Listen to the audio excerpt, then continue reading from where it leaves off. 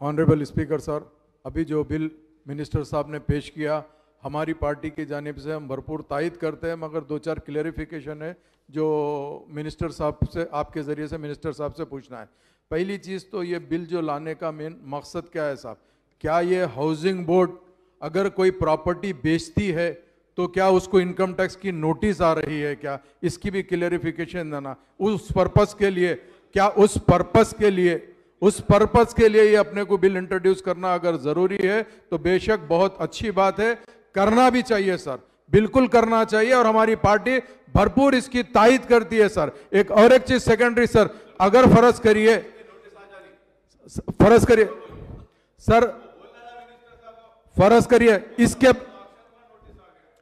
इसके बारे में भी मिनिस्टर साहब क्लियरिफिकेशन देना सर। और एक अहम बात यह है सर कि हाउसिंग बोर्ड की जो जमीन है सर, जैसा मेरे एरिया के अंदर हाउसिंग बोर्ड की एक जमीन है सर, उस जमीन को मैंने डबल बेडरूम के लिए प्रपोज किया था सर, मगर वो जमीन डबल बेडरूम के लिए नहीं दी गई है सर। तो एक और बात है सर, तो मैंने हाउसिंग बोर्ड के लिए ये माइनॉरिटी रेजिडेंशियल स्कूल्स और कॉलेज के लिए सेम जमीन प्रपोज किया सर। अगर फर्ज करिए आप वो जमीन माइनॉरिटी रेजिडेंशियल स्कूल्स के लिए अगर दे देते हैं सर तो बेहतरीन बात होगी सर। तो मैं इसीलिए आपके जरिए से ये कहना चाहता हूं सर, और 10% जियो में भी है सर माइनॉरिटीज को देने के लिए हाउसिंग के अंदर सर। तो आज तक इसको इंप्लीमेंट नहीं किया गया सर। तो मेरी स्पीकर साहब आपके जरिए से मिनिस्टर साहब से यह ख्वाहिश है कि इसको जरूर बजरूर करना चाहिए। यही हमारी पार्टी के जानिब से चंद सवालात थे साहब। मैं उम्मीद करता हूं मिनिस्टर साहब इसको क्लियरिफिकेशन देंगे। बहुत बहुत शुक्रिया sir. My colleague and my member of Legislative Assembly, Jafar Hussain Mera Sahab, has raised a very important question. Sir, adding on to that question, is that the reason behind this bill being brought in this house is it right or wrong what the question he has raised? And also, sir, I would like to know from the Honorable Minister Sahab is, what are the open land parcels available with the Housing Board Department in the entire state? And what are the proposals which are under the pipeline or had to be decided, is yet to be decided, as to what projects will be taken up on this open land? Is there any proposal of taking in the housing? Because as far as my information is there, sir, right now 2-bedroom houses are being constructed by the other corporation, not by the housing board. So is there any proposal that the two-bedroom construction will be taken up by the housing board? And what are the land parcel, open lands available in Hyderabad and Rangareddy district? Kindly give the details of those lands also, sir. और ये income tax की notice आ रही है, land जो बेच रहे हैं, जैसा हालिया अरसे में भी बेचे जमीन, बेचते आईटी डिपार्टमेंट बोला है कि जो है सो आप बेचे हैं, ये गवर्नमेंट का नहीं, ये हाउसिंग बोर्ड है, इसमें टैक्स देना पड़ता है, इसलिए ये बिल लाए हैं क्या?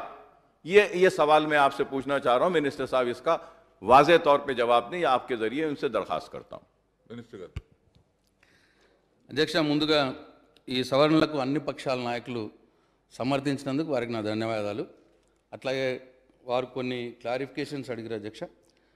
శ్రీధర్ బాబు గారు అడుగుతూ రాజీవ్ సగృహ విషయం వారు కోట్ చేశారు. నిజమే, రాజీవ్ సగృహ సరే దానికి చాలా లోతులు ఉన్నాయి అధ్యక్ష, పెద్ద డిస్కషన్ అది.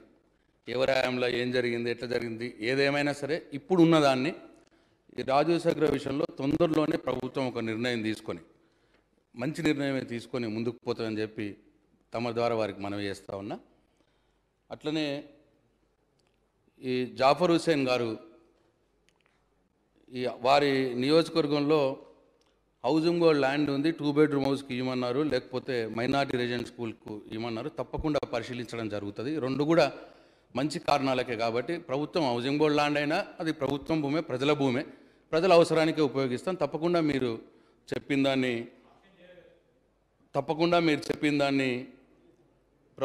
ప్రభుత్వంగా పరిశీలిస్తాం. అట్లనే అక్బర్ గారు కూడా జాఫర్ గారి కలిపి वो भी है 10% सख्त रिजर्वेशन इम्प्लीमेंट करेंगे, ऐसा कुछ भी नहीं, ऐसा नहीं है। 10 वो इंस्टीट्यूट का जो है ना, वो जो है वो लोगों को दिए सो है। अब जो भी है वो स्कीम में 10% रिजर्वेशन अर्बन में, रूरल में अलग है। जो भी रिजर्वेशन कहा गया है वो इम्प्लीमेंटेशन करवाएंगे। यस, जो भी जीवो है it has to be implemented, it will implement. तो आप जाफर भाई के साथ आप जुड़े हुए हैं और एक बात का भी, तो आप ये ओपन लैंड पार्सल्स अवेलेबल क्या क्या है जरूर हम ले लिए, लिस्ट ले लिए, आपको हम भिजा देंगे, जहाँ जहाँ आपको भी भिजाएंगे, మీకు కూడా పంపిస్తాం। అండ్ హౌసింగ్ బోర్డు నుంచి 2 బెడ్రూమ్ హౌస్లు కడతారా అన్నారు, హౌసింగ్ బోర్డు నుంచి 2 బెడ్రూమ్ హౌస్లు కట్టమండి। 2 బెడ్రూమ్ హౌస్ గవర్నమెంట్ కడుతుంది, ప్రభుత్వం నుంచే 2 బెడ్ల ఇండ్ల పథకం సపరేట్ స్కీమ్ ఇది, దాని సపరేట్ వింగు పెట్టుకున్నాం, దాని నుంచే పూర్తి చేస్తామండి। అట్లాగే ఇన్కమ్ ట్యాక్స్ విషయం కూడా మాట్లాడారు, ఉన్నది ఇన్కమ్ ట్యాక్స్ ఇష్యూ కూడా ఉన్నది, అట్లనే ఇన్కమ్ ట్యాక్స్ విషయం కూడా ఉన్నది। ఒక యాక్షన్ చేసేయడం కాదు, ఇండ్లు అమ్మిన దాని మీద కూడా, ఆదాయం వచ్చిన దాని మీద కూడా ఇన్కమ్ ట్యాక్స్ అడుగుతూ ఉన్నారు, ఇట్లా చాలా విషయాల్లో ఇన్కమ్ ట్యాక్స్ అడుగుతూ ఉన్నారు। సో ఇది ప్రభుత్వం చేస్తున్నది కాబట్టి ఆ వచ్చిన ఆదాయం మళ్ళీ ప్రజలకే ఖర్చు పెడతాం కాబట్టి ఇది ప్రభుత్వ విభాగంగా తీసుకుంటే బాగుంటుందని నిపుణులు సలహా ఇచ్చారు, అందుకోసం ఈ సవరణలు ప్రతిపాదిస్తున్నాము।